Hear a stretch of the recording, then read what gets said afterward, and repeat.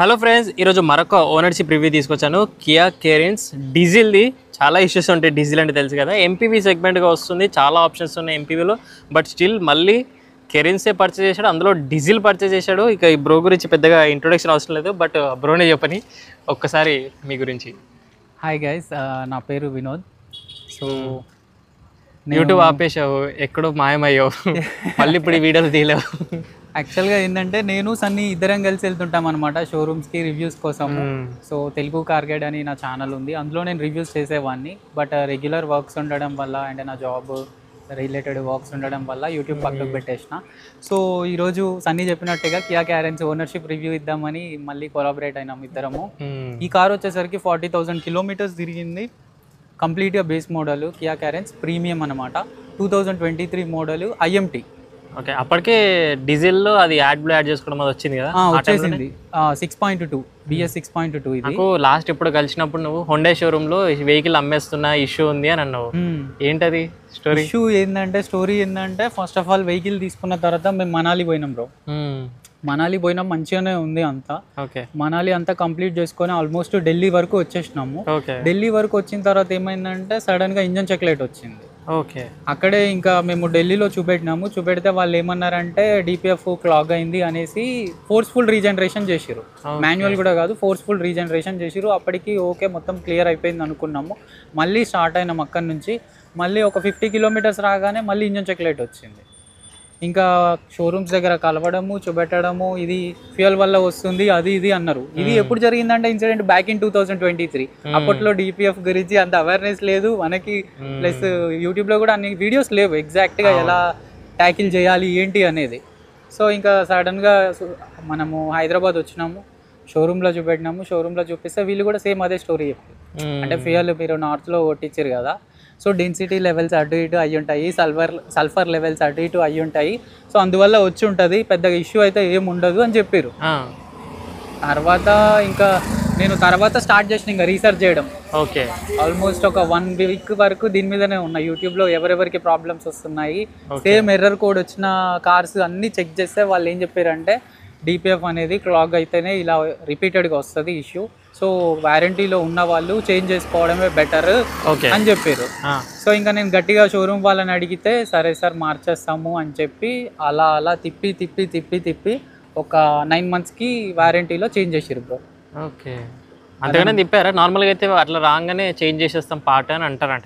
Change చేస్తాం అని అంటారు కానీ చేంజ్ చేయరు. ఎందుకంటే పార్ట్ ఆర్డర్ పెట్టాలి, రావాలి, అప్రూవల్ రావాలి, అన్ని వాళ్ళు చెక్ చేసుకోవాలి. మనం as per maintenance schedule services చేయించామా, పార్ట్స్ రీప్లేస్ చేసామా, ఇవన్నీ చెక్ చేసుకోవాలి. కాబట్టి 9 months పట్టింది నాకు పార్ట్ రీప్లేస్ అవ్వడానికి. అండ్ రీప్లేస్ చేయడానికి 20 days బండి పెట్టుకున్నారు.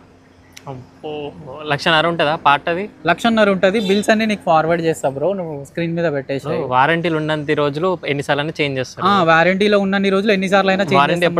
వన్స్ వారంటీ అయిపోయిందంటే ఇంకా మనము జేబులోంచి పెట్టుకోవాల్సిందే. సో ఇలాంటి ఇష్యూస్ కనుక ఫేస్ చేయకుండా ఉండాలి అనుకుంటే 4th and 5th year ఉంటాయి ఎక్స్టెండెడ్ వారంటీ, అవి తీసుకుంటే కొంచెం సేఫర్ సైడ్లో ఉండొచ్చు. ఇంకోటి, నువ్వు వెళ్ళిందే నార్త్లో హైవేలో ట్రావెల్ చేసావు, కంప్లీట్ హైవే బ్రో, అయినా కూడా వచ్చింది. అంటే ఒక్క సిచ్యువేషన్ ఏంటంటే మేము మనాలిలో స్టక్ అయిపోయినాం. మేము వెళ్ళింది ఫెబ్లో. సో అరౌండ్ ఒక 5 hours బండి ఆన్లోనే ఉంది, దట్ టు స్నోలో. చైన్స్ పెట్టి నడిపించినాం అన్నమాట. సో ఇంకా కంప్లీట్గా చోక్ అయింది, తెలీదు అసలుకి. కానీ ఏంటంటే మళ్ళీ రిటర్న్ అయ్యేటప్పుడు చాలా రఫ్గా యాక్సలరేట్ చేసుకుంటూ వచ్చినాను నేను. ఒకవేళ చోక్ అయ్యి ఉంటే రిలీజ్ అయితే అవ్వాలి కదా, క్లియర్ అయితే అవ్వలేదు. సో ఇంకా బ్రో, మీరు తీసుకెళ్ళింది ఫ్రంట్ వీల్ డ్రైవ్ కారు, దాంట్లో సాఫ్ట్ టైర్స్ వేసుకున్నారు, మళ్ళీ ఐస్ స్నోలో తీసుకెళ్లారు, డీజిల్, మళ్ళీ మంచు ప్రదేశాల్లో ఎప్పుడు కోల్డ్ స్టార్ట్ అవుతుందో తెలీదు. అది కరెక్టే, బట్ ఏంటంటే మనాలిలో అంతేం ఉండదు బ్రో. ఉండదా? మనాలిలో పెద్దగా ఇష్యూ అయితే ఏం ఉండదు. ఎందుకంటే అక్కడ ఆల్టిట్యూడ్ లెవెల్ అనేది ఒక 5,000-6,000 ఫీట్సే ఉంటుంది, మరీ అంత ఎక్కువేం కాదు. కానీ ఇక ఆ 5 hours కంటిన్యూస్గా ఇంజన్ ఆన్లోనే ఉండి దట్టు స్నోలో ఉండేసరికి క్లాగ్ అయిందన్నమాట. డీజిల్ ఇంకోటి మైలేజ్ మంచిగా ఇస్తుంది అంటారు. ఈ విషయం మైలేజ్ యాక్చువల్గా ఈ బండి ఉన్నదే మైలేజ్ కోసం. సో మైలేజ్ విషయంలో కంప్లీట్గా సాటిస్ఫై. ఎందుకంటే లాస్ట్ 30,000కి సర్వీస్ చేయించినప్పుడు నేను నార్మల్గా 0 చేసుకున్నా. ఓకే. అక్యుములేటెడ్ ఇన్ఫో అని ఉంటుంది దీంట్లో, 0 చేసుకున్నా. ఎగ్జాక్ట్గా మొన్న లాస్ట్ సర్వీస్ వరకు నేను 10,000 కిలోమీటర్స్ తిప్పిన. ఆ 10,000 కిలోమీటర్స్కి యావరేజ్ ఫ్యూయల్ ఎకానమీ 21 ఉంది. 10,000 కిలోమీటర్స్కి యావరేజ్ ఫ్యూయల్ ఎకానమీ 21 ఉందంటే ఇంకా గెస్ చేసుకోండి ఏ లెవెల్లో ఇచ్చి ఉంటుందో. సో 80 కనుక మెయింటైన్ చేసినాం అనుకో హైవేలో అరౌండ్ 25 అలాగ చూపిస్తుంది అక్కడ, బట్ రావడం అయితే 23 ఈజీగా వస్తుంది. 100 కనుక మెయింటైన్ చేస్తే 20 ఎబోనే వస్తుంది. ఎప్పుడు 20 బిలో అయితే రాలేదు నాకు. ఈవెన్ కంప్లీట్గా 7 మెంబర్స్ కూర్చున్నా కానీ 20 ఎబో వస్తుంది. ఇంకా ట్రాఫిక్లో డెడ్ ట్రాఫిక్ అయినా కానీ 15 బిలో ఎప్పుడు పడలేదు. మైలేజ్ మిషన్ అని చెప్పొచ్చు ఈ బండిని. అచ్చా, ఈ 50,000 కిలోమీటర్స్ దగ్గరలో ఉన్నారు కదా, ఇప్పుడు దాని తర్వాత కార్బన్ క్లీనింగ్ ఏమైనా చేయాల్సి వస్తుందా? కార్బన్ క్లీనింగ్ అనేది నాకు తెలిసినంత వరకు అయితే చేయించుకుంటే బెటర్. ఎందుకంటే సిటీలో తిరిగే వాళ్ళైతే చేయించుకోవాలి ఆబ్వియస్లీ. ఈజీఆర్, ఇంటర్ కూలర్ ఎంతో కొంత ఉంటుంది. బట్ నేను ఎక్కువ హైవే డ్రైవింగ్ చేస్తాను కాబట్టి నా కేసులో అవసరం లేదని అనుకుంటున్నా. కార్బన్ క్లీనింగ్ చేయించుకుంటే మంచిది, బట్ డిపిఎఫ్ క్లీనింగ్ అనేది అవసరం లేదని నేనైతే అనుకుంటున్నాను. ఎందుకంటే యాక్చువల్గా డిపిఎఫ్ అనేది క్లీన్ చేయకూడదంట. ఓకే. క్లీన్ చేస్తే లోపల ఏదైతే ఆ హనీ కాంబ్ ప్యాటర్న్ ఉంటుందో ఆ ప్యాటర్న్ అనేది డ్యామేజ్ అవుతుంది అని కొంతమంది అంటున్నారు. కొంతమంది ఏమో క్లీనర్స్, దాని రిలేటెడ్ ప్రోడక్ట్స్ అవి ఉంటాయి కదా బ్రో, అవి వేసి క్లీన్ చేస్తున్నారు. కానీ నాకు తెలిసినంత వరకు అయితే డిపిఎఫ్ అనేది ఒక సమ్ కంప్రెషన్ వల్ల రిలీజ్ అయ్యి క్లియర్ అయితేనే అది ప్రాపర్గా వర్క్ అవుతుంది అని కొంతమంది అంటున్నారు. ఎగ్జాక్ట్గా మనం చెప్పలేము. అచ్చా, ఈ డిపిఎఫ్ వల్ల పర్ఫార్మెన్స్ తగ్గడం కానీ ఇప్పుడు జరిగిందా? ఆబ్వియస్లీ తగ్గుతుంది. వన్స్ కనుక చౌక్ అయిందంటే పికప్ రాదు. కొన్ని వెహికల్స్ ఏంటంటే ఒక 40 స్పీడ్ కూడా ఎబో వెళ్ళవు. అవునవును, నేను విన్నాను. నా బండికి ఎప్పుడు అలా కాలేదు. అక్కడ మనాలిలో ఇంజన్ చెక్ లైట్ వచ్చినా కానీ మంచిగానే మూవ్ అవుతుంది, పికప్ బాగానే ఉంది, ఇంజిన్ ఇదంతా మంచిగానే ఉంది, రెస్పాన్స్ అయినా కానీ అండ్ మైలేజ్ అయినా కానీ మంచిగానే ఉంది. ఏమవుతుందంటే మరీ హెవీగా కనుక క్లాగ్ అయితే లింప్ మోడ్ అని ఒకటి ఉంటుంది కదా బ్రో, లింప్ మోడ్లోకి వెళ్ళిపోతుంది. ఆబ్వియస్లీ అక్కడికి ఆర్పిఎం అనేది కట్ డౌన్ చేసేస్తుంది ఇంజన్. సో మనకైతే ఎప్పుడు అంత వరస్ట్ సిచ్యువేషన్ రాలేదు. కానీ నాకు తెలిసిన ఆయన ఇక్కడ లైక్ కూకట్పల్లి సైడ్ ఉంటాడు, ఆయన వెహికల్ కంప్లీట్గా ఇట్లానే అయింది సేమ్. ఓకే. మొత్తానికి BS6 వచ్చినప్పటి నుంచి హెడేక్ అయితే స్టార్ట్ అయింది డీజిల్. Obviously headache. కాకపోతే ఏంటంటే ఫస్ట్ అవేర్నెస్ ఉండాలి బ్రో. ఇప్పుడు మనకంటే తెలుసు అట్లీస్ట్ దాన్ని ఎలా ఏంటి అనేది మనం ఎంతో కొంత రీసెర్చ్ చేస్తాం. కాకపోతే కొంతమంది ఉంటారు అసలు వాళ్ళకి కార్స్ గురించి ఐడియా తెలిసి ఉండదు. అంకుల్స్ వాళ్ళు ఉంటారు, లేదంటే గ్రాండ్ పేరెంట్స్, ఇట్లాంటి మన ఏజ్లో ఆ ఏజ్లో ఉండే వాళ్ళకి అసలు పాపం అవేర్నెస్ ఉండదు ఎగ్జాక్ట్గా ఏంటి ఎలా ఏంటి అనేది. ఇంకా కొత్తగా కొన్నోళ్ళు అయితే అంత తీసుకోలేరు మెంటల్గా కూడా. ఎందుకంటే కార్ అనేది అంత చిన్న విషయం అయితే కాదు మిడిల్ క్లాస్ వాళ్ళకి. ఎన్నో మనం ఇల్లు అయితే సరే ఓకే అనుకోవచ్చు, కానీ కార్ అనేది ఎన్నో ఆశలు పెట్టుకొని కొనుక్కుంటాం కాబట్టి కొంచెం ఆలోచించాల్సిన విషయమే. అచ్చా, ఇంకోటి బేస్ మోడల్ తీసుకోవడానికి ఏంటి మళ్ళీ ఈ సెగ్మెంట్ ఎంపీవీలో మనకు ఎర్టిగా XL6 ఇది. సో బేస్ మోడల్ అవి కూడా వస్తాయి కదా ఈ ప్రైస్లో అయితే మనకి? ఈ ప్రైస్లో అవి టాప్ ఎండ్సే వస్తాయి. అవును అంటున్నా, అదే అంటే టాప్ ఎండ్సే వస్తాయి. కాకపోతే ఏంటంటే నాకు కావాల్సింది డీజిల్ బ్రో. ఓకే. డీజిల్లో ప్రాపర్ ఎంపీవీ 7 సీటర్ అంటే నాకు ఇది ఒకటే కనపడ్డది. అండ్ నేను అసలు ఈ కార్ కొనుక్కుంటా అని నేను కూడా అనుకోలేదు. తెలుసు కదా మనం ఎన్నో కార్స్ చూస్తూ ఉంటాం, ఎన్నో రివ్యూస్ చేస్తాం, ఎన్నో డ్రైవ్ చేస్తాం, కానీ ఇదే మన ఫ్యూచర్ కార్ అవుతుందని మనం అసలు గెస్ కూడా కొట్టలేము. బట్ ఎప్పుడైతే యాక్చువల్గా మనం తీసుకోవాలని ప్లాన్ చేస్తామో, షార్ట్ లిస్ట్ చేస్తూ ఉంటే ఇది కొంచెం నాకు మంచిగా అనిపించింది. ఫస్ట్ నేను తీసుకున్న లైక్ కన్సిడర్ చేసిన పాయింట్స్ ఏంటంటే నాకు థర్డ్ రో కంఫర్ట్ ఉండాలి. ఓకే. నేను ఆల్మోస్ట్ అన్ని 7 సీటర్స్ చూసిన, సఫారీ అయినా, 700 అయినా, క్రిస్టా అయినా కానీ, XL6, ఎర్టిగా, హెక్టర్ ప్లస్ ఈ 7 సీటర్స్ ఏవైతే ఉంటాయో అన్ని థర్డ్ రో చూసిన నేను. థర్డ్ రో కంఫర్ట్ నాకు ఇందులో బెస్ట్ అనిపించింది. సస్పెన్షన్ కూడా అండ్ థర్డ్ రోకి యాక్సెస్ చేయడానికి ఇది మనకు పవర్ అంటే బటన్ నొక్కగానే ఫోల్డ్ అయిపోతుంది. ఇది ఒక్క దాంట్లో ఉంది, దీంట్లో ఒక్క దాంట్లో ఉంది. సో కొంచెం మంచిగా అనిపించింది. ఇంకా బేస్ మోడల్ ఎందుకు అని అంటే లైక్ మనకు బడ్జెట్ ఒక 16 వరకు అలా ఉండేది. ఆ బడ్జెట్లో మా వాళ్ళు ఏమన్నారంటే ఒక 5 సీటర్ ఏదైనా మంచి టాప్ ఎండ్ తీసుకుందాం అన్నారు. కాకపోతే సిమిలర్ బడ్జెట్లో వస్తుంది, తీసుకుందాము, కొంచెం కంఫర్ట్ ఉంటుంది, ఎప్పుడైనా లాంగ్ ట్రావెల్ చేయాలి అనుకుంటే లాస్ట్ రో ఫోల్డ్ చేసుకుంటే ఎక్కువ లగేజ్ కూడా క్యారీ చేసే ఇది ఉంటుంది కదా. కానీ ఫీచర్స్ అన్నీ మీరు కాంప్రమైజ్ అయినట్టు ఆబ్వియస్లీ మనకు తెలుసు, మనకు only engine, clutch, break, accelerator, gear అది ఉంటే చాలు. మొత్తం డీజిల్ ఎంజాయ్ చేసిన అంటాం మన కంప్లీట్గా ప్యూర్ డీజిల్ ఎంజాయ్ చేయడం కోసమే బ్రో. తీసుకుంది. చలో ఒకసారి మనకు సైడ్కి వెళ్తే లాంగ్ వీల్ బేస్ ఉంటుంది దీనికి అయితే. అవును అవును. గ్రౌండ్ క్లియరెన్స్ అక్కడ ఏమైనా ఇష్యూ వచ్చిందా? మీరు నార్త్ కూడా వెళ్ళారు కదా. నార్త్లో పెద్దగా ఏమీ రాలేదు, ఎందుకంటే 190 ఇచ్చిండు. ఓకే. వీల్ బేస్ ఎక్కువ ఉంటుంది, పెద్దగా అయితే ఏం రాలేదు. కాకపోతే నార్మల్గా మన ఇండ్లలోనే ర్యాంప్ దగ్గర ఎక్కించేటప్పుడు టచ్ అవుతుంది. అవునా? ఫ్రంట్ నుంచి ఎక్కిస్తే ఖచ్చితంగా టచ్ అవుతుంది, బట్ రివర్స్ నుంచి ఎక్కిస్తే టచ్ అవ్వదు. ఓహో, అదొకటి ఉంది. అదొక్కటి చూసుకొని లాంగ్ వీల్ బేస్ వెహికల్స్ ఎప్పుడైనా సరే మనం రివర్స్లో ఎక్కించుకుంటే ర్యాంప్ అనేది 100% టచ్ అవ్వదు, ఫ్రంట్ నుంచి ఎక్కిస్తే టచ్ అవుతుంది. ఇందులో ఇంకా అడ్వాంటేజ్ ఏంటంటే అండర్ బాడీ అనేది ఒక దగ్గర పైకి ఒక దగ్గర కిందికి అని ఏమి ఉండదు, అండర్ బాడీ ఈక్వల్గా ఉంటుంది అన్నమాట సర్ఫేస్. అదొకటి ఇందులో అడ్వాంటేజ్. పెద్దగా ప్రాబ్లం అయితే ఏం అనిపించలేదు. ఇవి స్టాక్ టైర్స్ ఏనా ఇవి? Obviously bro, stock tyres same 16 inch ఇచ్చారు. బేస్ నుంచే 16 వస్తున్నాయి. టైర్ నాయిస్ ఏమైనా వస్తుందా? ఎంఆర్ఎఫ్ టైర్ నాయిస్ రాదు, కానీ నార్మల్గా ఈ గాలి లోపలికి వస్తుంది, లోపలికి క్లియర్గా వినిపిస్తుంది. నార్మల్గా ఇక్కడ డోర్ దగ్గర హెడ్ కనుక పెట్టినామంటే గాలి కూడా తగులుతుంది. అవును. మళ్ళీ డాంపింగ్ అవన్నీ చేయించుకుంటే డాంపింగ్ చేయించుకున్నా కానీ ఇక్కడ నుంచి ఆపలేం కదా బ్రో మనం. అవునవునవును, ఇక్కడ నుంచి వస్తుంది. అంటే రబ్బర్ బీడింగ్ ప్రాబ్లమ్స్ అంటే అది కొంచెం ఉంది, రబ్బర్ బీడింగ్స్ అదొక ఇష్యూ అయితే ఉంది. బ్రేకింగ్ ఏంది దీన్ని? బ్రేకింగ్ మంచిగా ఉంటుంది. అవునా? బ్రేకింగ్ ఒకసారి డైరెక్ట్ 160లో ఉన్నప్పుడే హార్డ్ బ్రేకింగ్ చేయాల్సి వచ్చింది. ఆగదేమో అనుకునే కానీ మంచిగా ఆగింది, కంఫర్ట్గా ఆగిపోతుంది. సస్పెన్షన్ కూడా? సస్పెన్షన్ మంచిగా ఉంటుంది బ్రో, సాఫ్ట్ ఉంటుంది, హార్డ్ ఏమి ఉండదు, సాఫ్ట్ ఉంటుంది. చిన్న చిన్న పార్ట్ హోల్స్ ఉన్నాయి అనుకో, మనం స్లో డౌన్ చేయాల్సిన అవసరం లేదు, అలా వెళ్ళిపోవచ్చు. 2 మెంబర్స్ అలా ఉంటే మంచిగా వెళ్ళిపోతుంది, లోపల ఉన్న వాళ్ళకి కూడా తెలియదు. కొంచెం ఎక్కువ మంది ఫుల్ లోడ్ ఉంది అనుకో, వెనకాల సస్పెన్షన్ బౌన్స్ అవుతూ ఉంటుంది, వోల్వో బస్ లాగా. ఓకే, బౌన్స్ అవుతుంది. ఇప్పుడు నార్మల్గా ఫ్లైఓవర్స్ దగ్గర ఇట్లా కొంచెం ఐరన్ ఉంటాయి కదా, అక్కడ మంచిగా బౌన్స్ అవుతా ఉంటుంది వెనకలో కూర్చొని. బాడీ రోల్ అవుతుందా దానివల్ల ఏమన్నా? దానివల్ల బాడీ రోల్ ఏం అవ్వదు. బాడీ రోల్ కట్టుకొట్టినప్పుడు సడన్ గా కట్టుకొట్టి వాళ్ళకి ఉంటది, లైట్గా ఉంటది. మరీ ఎస్యూవీ లాగా కాకుండా మరీ ఎస్యూవీ లాగా చెయ్యలేము, ఎందుకంటే దీని డిజైన్ కూడా ఎస్యూవీ లాగా ఏమి ఉండదు కదా, ఎంపీవీ కైండ్ ఆఫ్ డిజైనే ఉంటుంది. అండ్ హైట్ కూడా కొంచెం తక్కువనే ఉంటుంది కాబట్టి మేనేజబుల్ బాడీ రోల్ అయితే. బేస్ మోడల్ తీసుకొని ఏమేమి చేంజెస్ చేసాము? బేస్ మోడల్ తీసుకొని ఫస్ట్ సెంట్రల్ లాకింగ్ ఒకటి, సెంట్రల్ లాకింగ్ కూడా రాదు, ఆ టైంలో రాకపోయేది అనమాట. నేను తీసుకున్న 6 months తర్వాత ప్రీమియం ఆప్షనల్ వేరియంట్ తీసుకొచ్చిండు. దాంట్లో మంచిగా సెంట్రల్ లాకింగ్ ఇచ్చిండు, టచ్ స్క్రీన్ ఇచ్చిండు, ఓఆర్విఎం అడ్జస్ట్ చేసుకునేది ఇచ్చిండు. బేస్ మోడల్ కెమెరాలు కనిపిస్తున్నాయి సైడ్ కి.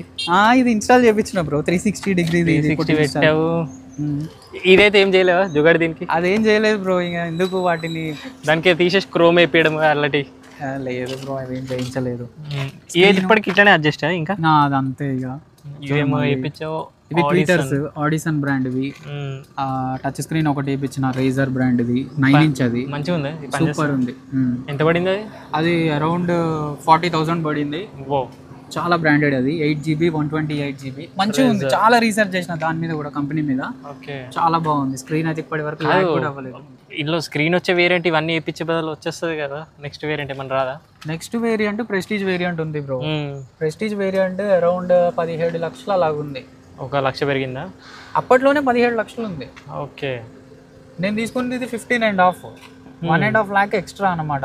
ప్లస్ ప్రెస్టీజ్కి ఇప్పుడు నా బండికి పెద్దగా చేంజెస్ అయితే ఏం లేదు. ఇప్పుడు అది తీసుకున్నా నేను 360 వేయించుకోవాలి, అది తీసుకున్నా LEDs వేయించుకోవాలి. 360 ఎందుకు కనిపించదా అంటారా సైడ్కి అలా, లేకపోతే ఓన్లీ ఇక నార్మల్గానే? ఇప్పుడు ఎవరైనా మా ఇంట్లో మా బ్రదర్స్ కానీ ఎవరైనా కొత్తగా డ్రైవ్ చేసేటప్పుడు కొంచెం ఈజీ ఉండాలి అన్నట్టుగా 360 అయితే ఇన్స్టాల్ చేయించిన. కొంచెం లెంతీ ఉంటుంది కదా వెహికల్ కూడా, ఒక్కరు వెళ్ళినప్పుడు జడ్జ్ చేసుకోవడం ఇబ్బంది అవుతుంది అన్నట్టుగా. ఇంకొకటి క్రూజ్ వేయించిన, క్రూజ్ యాక్టివేటెడ్ వర్క్ అవుతుంది. స్టీరింగ్ కంట్రోల్స్ వేయించిన, ఢిల్లీలో వేయించిన. అడాస్ కూడా వేసినట్టున్నా? అడాస్ వేయలేదు, కంట్రోల్స్ అన్ని యాక్టివేట్ చేయలేదు అంతే. యాక్టివేట్ అది కూడా వేయిద్దాం బ్రో ఫ్యూచర్లో. అవునా? సన్ గ్లాస్ హోల్డర్ వచ్చింది బేస్ నుంచే. ఏసీ ఏంది దీని story? Cooling AC next level ఉంటుంది. అవునా? కూలర్ ఏసీ ఉంటుంది, కూలింగ్ మాత్రం చాలా బాగుంటుంది ఈ కొరియన్ కార్స్లో. ఆమ్రెస్ట్ కూడా వస్తుంది? ఆమ్రెస్ట్ వస్తుంది, సీట్ కవర్స్ వస్తాయి. Seat covers right from basic variant. యాక్చువల్గా అప్పుడు నేను తీసుకున్నప్పుడు IMT స్టార్ట్ అన్నమాట. అంతకుముందు ఓన్లీ టర్బోలలోనే ఇచ్చేటోడు కదా, డీజిల్ కి ఇచ్చిండు. డీజిల్ కి ఇచ్చిన తర్వాత ప్రాపర్ గా ఎంజాయ్ చేయలేకపోతారు, అంటే ఆ డీజిల్ పికప్ ని ఇదంతా. సో ఫ్లాప్ అయిపోయింది. ఇప్పుడు ఐఎంటీ తీసేసిండు, ఆల్మోస్ట్ రెడ్యూస్ చేసిండు. ఏదో ఒక వేరియంట్ లో పెట్రోల్ అది కూడా డీజిల్ లో ఏదో ఒక వేరియంట్ లో ఇస్తుండే, కానీ ఒకప్పుడు డీజిల్ లో ఆల్మోస్ట్ మాన్యువల్ తీసేసి ఐఎంటీ పెట్టిండు బ్రో. నేను తీసుకున్నప్పుడు మాన్యువల్ ఆప్షన్ లేకుండే. ఓకే, అచ్చా ఇది ఐఎంటీ కదా, క్లచ్ ఉండదు. బట్ సడన్ ఆర్పిఎం లో స్టక్ అవుతూ, అంటే ఒక ఆర్పిఎం రాగానే ఇంకా వెయ్యాలి గేర్ అని చెప్తూ ఉంటుంది కదా. ఆబ్వియస్లీ గేర్ చేంజ్ ఇండికేటర్ అయితే ఉంటుంది. హైయెస్ట్ ఆర్పిఎం ఎంతవరకు తీసుకెళ్ళచ్చు గేర్ వేయకుండా?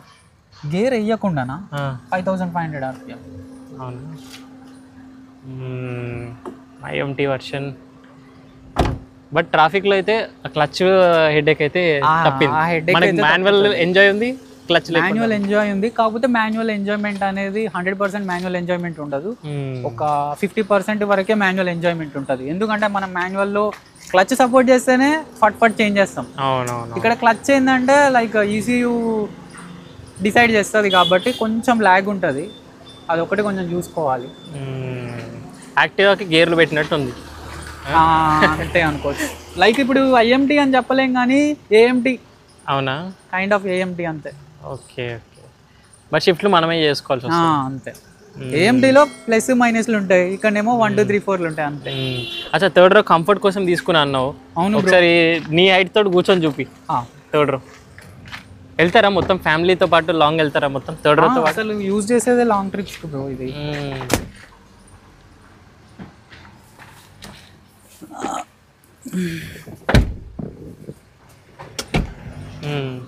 చూడండి మీరు మైతుంది, ఇది ఇంకా ముందుకుంది. ఓకే, అండ్ కొంచెం వెనక్కి అవుతుంది. ఇంకా వెనక్కి అవుతుంది. వెనక్కి ఉంది కదా, ఇక్కడ కూర్చొని ఇక్కడ కూర్చున్నా కానీ నాకు నీకి టచ్ అవుతుంది. సో ఇక్కడ ఇంకొక అడ్వాంటేజ్ ఏంటంటే సెకండ్ రోని మనం ముందుకు స్లైడ్ చేసుకోవచ్చు. స్లైడింగ్ ఆప్షన్ కూడా. సో ఇంకా థర్డ్ రోలో కొంచెం కంఫర్టబుల్ గా కూర్చోవచ్చు. నాది కొంచెం 6 feet కాబట్టి కొంచెం అండర్ థై కొంచెం అటు ఇటు అనిపిస్తుంది, కానీ ఒక 5.5.5 ఉన్నారు అనుకో మంచిగా కూర్చోవచ్చు. అండర్ థై సపోర్ట్ బాగుంటది. ఇక్కడ ఆమ్రెస్ట్ లాగా వస్తుంది. ఇక్కడ కూడా టైప్ సీలు వస్తాయి. ఇక్కడ ఏసీ వెంట్ ఉంటుంది, మంచిగా ఉంటుంది ఇద్దరికి కంఫర్టబుల్ గా. XL6 Ertiga ఈ కంఫర్ట్ రావు అంటే నేను కూర్చొని థర్డ్ రో ఇంత కంఫర్ట్ లేదు. ప్లస్ ఈ సెకండ్ రోని హ్యాండిల్ చేయడం కొంచెం కష్టంగా ఉంటుంది. మనం నార్మల్ గా చూస్తూనే ఉంటాం కదా, డ్రైవర్ వచ్చి ఫోల్డ్ చేసి చేస్తాడు. దీనికి అట్లా కాదు, ఇది ఒక్కటి ప్రెస్ చేస్తే ఇలా అయిపోతుంది. కూర్చున్న వాళ్ళు ఆటోమేటిక్ గా వాళ్ళే బయటికి రావచ్చు, వాళ్ళే లోపలికి రావచ్చు. అది కూడా ఒక అడ్వాంటేజ్. ఈ ఇన్నోవాతో కంపేర్ చేయొచ్చా ఈ థర్డ్ రో కంఫర్ట్? అది బెటర్ ఉంటుందా? ఇన్నోవా కంటే బెటర్ ఉంటుంది బ్రో ఇది. అవునా? ఇన్నోవా కంటే బెటర్ ఉంటుంది. ఇన్నోవాతో కూడా కంపేర్ చేసినాం ఒకసారి. మా ఫ్రెండ్ ఒకరికి ఇన్నోవా ఉంది, వాడే ఈ సీట్ లో కూర్చున్నాడు, వాడే చెప్పిండు మా దానికంటే చాలా బాగుంది అన్నాడు.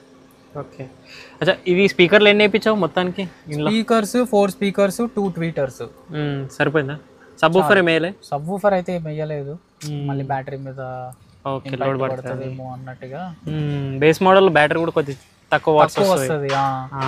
ఇఫ్ ఇన్ కేస్ మనకి బ్యాటరీ చేంజ్ చేసుకుంటాము, కొంచెం టాప్ అండ్ వోల్టేజ్ ప్రకారంగా చేంజ్ చేసుకుంటాం అనుకుంటే మన ఇష్టం వచ్చిన మోడిఫికేషన్ చేసుకోవచ్చు. బట్ ఇంకా కొత్త బ్యాటరీని మనం రీప్లేస్ చేయడం ఎందుకు అనేసి ఈ థర్డ్ రో సెకండ్ రో వాళ్ళకి కంట్రోల్ ఇచ్చాడు, కంట్రోలర్ ఇచ్చిండు. అక్కడ కూడా 2 టైప్ సి పోర్ట్స్ వస్తాయి. పైన ఏసీ వెంట్స్ వచ్చాయి. ఏసీ వెంట్స్ దీంట్లో అడ్వాంటేజ్ ఏంటంటే డైరెక్ట్ మంచిగా ఫేస్కి వస్తుంది. అవును అవును. నార్మల్ మన కార్స్ లో ఇక్కడ కానీ లేదంటే అక్కడ కానీ ఉంటాయి. ఇప్పుడు ఎర్టిగాలో మార్చాడు, లేకపోతే పైన ఒక్కటే ఉంటుండే బ్లోవర్. అది కూడా అంతే, బ్లోవర్. ఏసీ కూడా కాదు, ముంగడి గాలి వెనక్కి లాగుతుంది అంతే. ఇది బెటర్, చాలా బెటర్ దానికన్నా కూడా.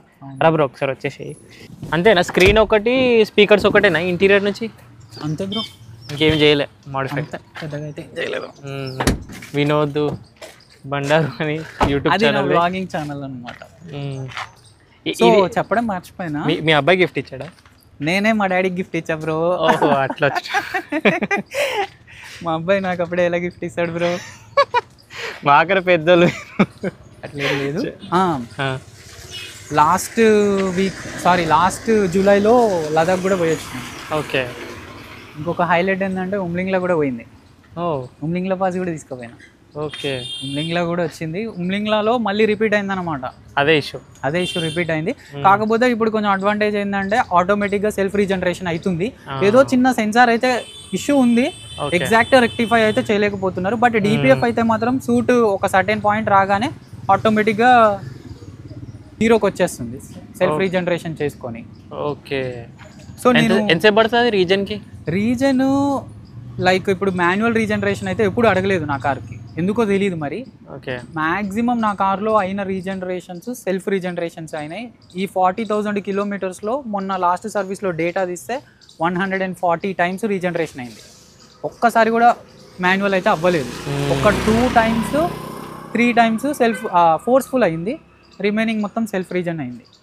సో నేను చెప్పేది ఏంటంటే, నా సజెషన్ ఏంటంటే, డీజిల్ బండ్లు యూజ్ చేసేటోళ్ళు మీకు ఎక్కడ ఛాన్స్ దొరికితే అక్కడ హైవే ఎక్కుతారు కదా, ఒక 30 kilometers లేదంటే half an hour third gear 70 speed cruise పెట్టండి. ఓకే. ఎంత ఉన్నా కొట్టేస్తుంది, మొత్తం బయటికి కొట్టేస్తుంది. ఇది చాలాసార్లు టెస్ట్ చేసిన నేను. ఎట్లా టెస్ట్ చేసిన అంటే, లైక్ ఇప్పుడు నేను నెక్స్ట్ షోరూమ్కి వెళ్ళాలనుకో బ్రో, షోరూమ్కి వెళ్ళే దానికంటే ముందే ఒక 30 kilometers అట్లా కొట్టుకొని వెళ్తా, నాకు సూట్ మొత్తం 0 అయిపోతుంది. ఓకే. అట్లా బిఫోర్ ఆఫ్టర్ చెక్ చేసుకున్నా నేను. నాకు వాళ్ళు చెప్పారు ప్రాపర్గా వర్క్ అవుతుంది, మీకు డిపిఎఫ్ ఇష్యూ ఏం లేదని చెప్పారు. ఇది ఇంకోటి, ఒకటే పెట్రోల్ బంక్లో కొట్టిస్తే డిపిఎఫ్ ఇష్యూ రాదంటారు, అది నిజమా? అది మిత్. డెన్సిటీ మెయింటైన్ చేసుకోవాలి ఫస్ట్. ఓకే. 830 అబౌవ్ డెన్సిటీ ఒక్కటి చూసుకుంటే చాలు. ఒకటే బంక్ అంటే ఇప్పుడు ఎప్పుడు మన ఇంటి దగ్గరనే మనం ఉండం, ఎక్కడికో తిరుగుతూ ఉంటాము. సో అదేం కాదు, కాకపోతే ఒక్క బ్రాండ్ మెయింటైన్ చేయడం బెటర్. నేను అబ్జర్వ్ చేసింది ఏంటంటే, నా కారుకి నేను అదేదో ఉంటుంది కదా బ్రో, ఇండియన్ ఆయిల్ ఫ్యూయల్ కొట్టించినప్పుడు కొంచెం ఎక్స్ట్రా మైలేజ్ అయితే కొంచెం అబ్జర్వ్ చేసిన. Compare to HP, BPC try చేస్తుండే స్టార్టింగ్లో, తర్వాత హెచ్పి ట్రై చేసిన. ఇండియన్ ఆయిల్లో కొంచెం నాకు ఒక 10% మంచిగా అనిపించింది. ఓకే. ఇంకోటి స్టీరింగ్ ఏంటి, హార్డా లైట్ ఎట్లుంటుంది? స్టీరింగ్ లైక్ లో స్పీడ్స్లోనేమో కొంచెం మీడియంగా ఉంటుంది, హై స్పీడ్స్లో టైటే ఉంటుంది. ఓకే. అలాయ్స్ ఏం ప్లాన్ చేయట్లే? అలాయ్స్ అయితే ఏం ప్లాన్ చేయట్లేదు బ్రో. ఇఫ్ ఇన్ కేస్ ఈ టైర్స్ కనుక అరిగిపోతే 17లో ప్లాన్ చేద్దాం అన్నట్టుగా. టాప్ ఎండ్ లో 17 వస్తాయి. 17 టైరు ప్లస్ అలాయ్ ఒకసారి చేస్తే, ఈ బండికి ఏంటంటే 17 వేస్తే కొంచెం బయటికి వస్తాయి, కొంచెం లైట్గా బయటికి కనిపిస్తుంది, ప్రాపర్గా కనిపిస్తుంది. బ్యాక్ సైడ్ నుంచి ఇంకా మంచిగా స్పోర్టిక్ కనిపిస్తుంది 17 అయితే. సో అందుకే ఇక పక్క పెట్టేసినాం అలాయ్స్ అయితే. హెడ్ లైట్స్ నాకు మార్చావు, లోపల ఎల్ఈడి బల్బ్ లేపించిన. స్టాక్ సూట్ కావా? త్రో స్టాక్ పనికిరావు అసలు. ఇది ఎల్ఈడి సార్? ఇవి ఎన్ని వాట్స్ ఇవి అంటే అంత 100 అబోవ్ వేసుకుంటా. 100 అబోవ్నే ఉంటుంది ఎగ్జాక్ట్. ఏం ప్రాబ్లం అయితే ఇప్పుడు బ్యాటరీ మీద పడలే? ఇప్పటి వరకు అయితే ఏం పడలేదు. ఓకే. మంచిగానే ఉంది.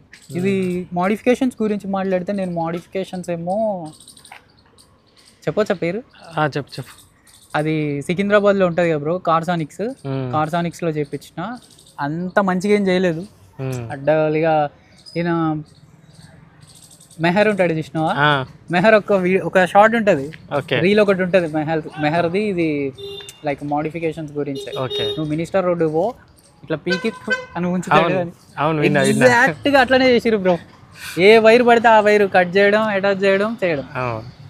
అసలు సంబంధమే లేదు. వాళ్ళు 1920 అని ఒక బ్రాండ్ ఏదో పెట్టుకున్నారు, కానీ వాళ్ళు ఇచ్చే సర్వీస్కి దీనికి అసలు సంబంధమే ఉండదు. కానీ ప్రోడక్ట్స్ బాగున్నాయి, ప్రోడక్ట్స్ విషయంలో మెచ్చుకోవచ్చు. కానీ వాళ్ళు చేసే వర్కర్స్ బాగాలేదు, టెక్నీషియన్ లేదు. ఏ వైర్ పడితే ఆ వైర్ కట్ చేస్తారు, ఏ వైర్ పడితే ఆ వైర్ అటాచ్ చేస్తారు. అదొకటైతే చాలా ఇష్యూ ఉంటుంది. నాకు బ్యాక్ సైడ్ టైల్ ల్యాంప్స్కి నేను రిఫ్లెక్టర్స్ పెట్టించిన. ఓకే. రిఫ్లెక్టర్స్ ఎందుకు పెట్టించినరా అనిపించింది. అట్లా చేసిరు, అన్ని వైర్స్ కట్ చేసిరు, టైల్ ల్యాంప్స్కి కట్ చేసి దానికి కనెక్ట్ చేశారు. అంటే ప్లగ్ ఉండదు. వారంటీ ఇప్పుడు కథమేనా? Electrical warranty? నాకు డిపిఎఫ్ వచ్చిందిగా. డిపిఎఫ్ వచ్చింది నాకు. అసలుకి ఎవ్వరు బ్రో, అది ఒక మిత్ బ్రో. మోడిఫికేషన్స్ చేసినా కానీ చేయనట్టు కనపడాలి. అదే ఫైర్ అయినప్పుడు ఆడు ఒకటే రీజన్ పట్టుకుంటాడు, వైర్ అంటాడు. అవును, ఇన్సూరెన్స్ అదొక్కటి చూసుకోవాలంతే. సో ఇఫ్ ఇన్ కేస్ మనము ఇన్సూరెన్స్ యాడ్ ఆన్స్ లో కనుక అవి యాడ్ చేసుకున్నాం అనుకో ఏం కాదు. అదొకటి. ఎలక్ట్రికల్ యాక్సెసరీస్ అని యాడ్ ఆన్ ఒక్కటి యాడ్ చేసుకుంటే ఏం కాదు. అచ్చా, యాజ్ ఏ యూట్యూబర్ చెప్పు, బిల్డ్ క్వాలిటీ ఏంది? యాజ్ ఏ యూట్యూబర్ ఎప్పుడు టెస్ట్ చేయలేదు. టెస్ట్ వద్దు, మనం టెస్ట్ చేసుకుంటాం. అంటే మీకు ఐడియా ఉంటుంది కదా, కంపేర్ చేసుకుంటే. బిల్డ్ క్వాలిటీ మరీ వరస్ట్ అని చెప్పలేను, డీసెంట్. ఎందుకంటే బ్యాక్ సైడ్ చూస్తే ఒక చిన్న డెంట్ ఉంది, ఐడియా? అవును, చూసే. ఆ డెంట్ ఎట్లా పడ్డదంటే, లైక్ ఇంట్లో పార్కింగ్లోనే పెట్టినాము. గేట్ ఆల్మోస్ట్ ఓపెన్ ఉందన్నమాట. గాలికి చాలా స్పీడ్ తోటి వచ్చి కొట్టింది. ఓకే. ఎంత స్పీడ్ అంటే ఇంకా వేరే కార్ ఉంటే అయిపోతుండే, అయినా తట్టుకుంది. నేనైతే ఆల్మోస్ట్ అయిపోయిందేమో అనుకున్నా, లైక్ బెండ్ వచ్చిందేమో చేంజ్ చేయాలేమో పార్ట్కి పార్ట్ అనుకున్నా, కానీ నాకు అలాంటిది అయితే మారుతి ఉంటే మొత్తం డిక్కీ అంతే లోపల ఆబ్వియస్లీ పోతుంది. అది పెద్దగా ఇంపాక్ట్ కూడా అవ్వలేదు నాకు. పెయింట్ పోయి రెస్ట్ వచ్చినట్టుంది, అది ఒకసారి చేపియాలి. ఇక పట్టించుకోలేదు దాన్ని, ఒకసారి మళ్ళీ చేపియాలి. అచ్చా, అది ఒకటే ఇష్యూ మెయిన్గా అయితే డిపిఎఫ్ ఇష్యూ ఒకటే మీకు ఇప్పటివరకు ఉన్నది అంతే. అంతే, ఇంకా మిగతా ఒకటే ఇష్యూ అంతే, మిగతా అంతా సాటిస్ఫైడ్ ఇప్పటివరకు. Full satisfied. పికప్ అయినా కానీ అండ్ పర్ఫార్మెన్స్ అయినా కానీ, మైలేజ్ అయినా కానీ, కంఫర్ట్ అయినా కానీ ఎవ్రీథింగ్ బాగుంది. ఇంకొకటి సర్వీస్ బాగాలేదా? సర్వీస్ అసలు అంటే ఆ సెంటర్ బాగాలేదా? కియా బాగుంటుంది అంటారా? అంటే నేను ఇప్పటి వరకు చేపించింది మ్యాక్సిమం నాగోల్లో చేపించిన. ఓకే. నాగోల్లో వరస్ట్గా ఉంది. తర్వాత మొన్న 40,000 కిలోమీటర్ సర్వీస్ నల్గొండలో చేపించిన, నల్గొండలో బాగుంది. సెంటర్ టు సెంటర్ డిఫరెన్స్ ఉంది, ఆబ్వియస్లీ ఉంటుంది. యాక్చువల్గా ఫస్ట్ మనం చూసుకోవాల్సింది ఏంటంటే ఆ సర్వీస్ సెంటర్కి ఎన్ని వెహికల్స్ వస్తాయనేది చూసుకోవాలి. ఎక్కువ వెహికల్స్ వస్తే ఆబ్వియస్లీ పట్టించుకోరు, తక్కువ వెహికల్స్ వస్తే మనం అక్కడ నిలబడి చేయించుకోవచ్చు. నల్గొండలో ఏంటంటే నేను అక్కడ నిలబడి చేయించుకున్నా, నాకు 9:30కి బండి పెడితే 1 o'clockకి బండి ఇచ్చేసారు. ప్రతి పార్ట్ నా ముందరనే చూపెట్టి ఎక్స్ప్లెయిన్ చేసి రీప్లేస్ చేసారు. బట్ నాగోల్లో అలా ఉండదు. చెప్పిన కంప్లైంట్స్ అసలు రెక్టిఫై చేయరు, ప్రాపర్గా రెస్పాన్స్ ఉండదు. అసలు కస్టమర్ని డీల్ చేసే విధానం కూడా తెలియదు వాళ్ళకి. చాలా హెక్టిక్ ఉండే వాళ్ళతో ఎక్స్పీరియన్స్. ఒకవేళ ఇప్పుడు నార్మల్గా సర్వీస్ చేయించిన తర్వాత ఒక 1 week తర్వాత కాల్ చేస్తారు కదా ఎక్స్పీరియన్స్ ఎలా ఉందని, అలా కాల్ చేసిరు నాకు. లాస్ట్ 30,000 కిలోమీటర్స్ సర్వీస్ అయిపోయిన తర్వాత ఆ సర్వీస్ చేయించుకొని యాక్చువల్గా నేను లదాఖ్ పోయినా, మధ్యప్రదేశ్లోనే స్టార్ట్ అయింది నాకు engine check light issue. Okay. ఇలా ఇంజన్ చెక్ లైట్ వస్తుంది, నేను ఎన్ని సర్వీస్ సెంటర్స్ అని తిరగాలి అని గట్టిగా అడిగిన. సరే సార్ మేము ఒకసారి మాట్లాడదాము అని కాల్ కట్ చేసింది ఆమె. ఇంకా అప్పటి నుంచి ఏం లేదు, ఇక కాల్ బ్యాక్ లేదు, వాళ్ళ దగ్గర నుంచి ఏం రెస్పాన్స్ లేదు. ఇక ఆమె 10 స్టార్ ఇచ్చేసుకున్నట్టుంది సర్వీస్ అనుకుంటా. కస్టమర్ సాటిస్ఫైడ్, కాల్ వాళ్ళే ఇచ్చుకున్నట్టున్నారు.